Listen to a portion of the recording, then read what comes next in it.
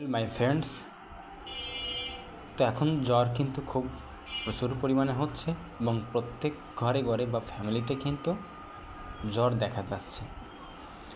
তো এই জ্বর দেখা দিলে অনেকেরই এখন প্রায় ঘরে এখন কিন্তু নাপা থাকে বা নাপা এক্সট্রা থাকে বা যেটাই হোক না কেন, সেটি কিন্তু ডাক্তারবাবুর কাছে পৌঁছানোর পূর্বে বা একটু দেরি হলে সেটি কিন্তু খাওয়াচ্ছে। তো এক্ষেত্রে যারা হোমিওপ্যাথি চিকিৎসা নেন বা হোমিওপ্যাথির ওপর আস্থা আছে এবং হোমিওপ্যাথি ডাক্তার দেখানোর চিন্তা করছেন বা হোমিওপ্যাথির ডাক্তারের কাছে যাবেন,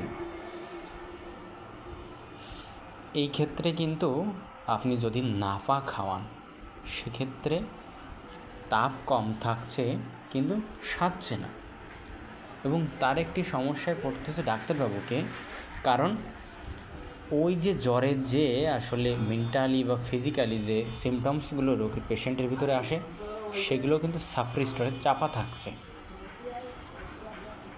এর ফলে ডাক্তারবাবুর কিন্তু ওষুধ নির্বাচনে কিন্তু বেশ কঠিন এবং কষ্টসাধ্য হয়ে পড়ছে এবং অনেক ক্ষেত্রে সঠিক ওষুধ নির্বাচন করতে কিন্তু বিফল হতে হচ্ছে। এবং এই ক্ষেত্রে আপনাদের অ্যাডভাইস থাকবে বা পরামর্শ যেটাই নেন আপনারা বলেন, আপনারা ডাক্তারবাবুর কাছে হোমিওপ্যাথি ডাক্তারবাবুর কাছে পৌঁছানোর পূর্বে আপনারা নাপা বা নাপা এক্সট্রা যাতে কোনোই ওষুধ খাওয়াবেন না।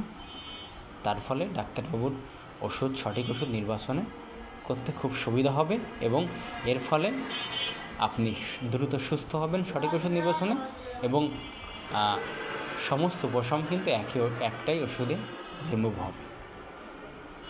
ধন্যবাদ।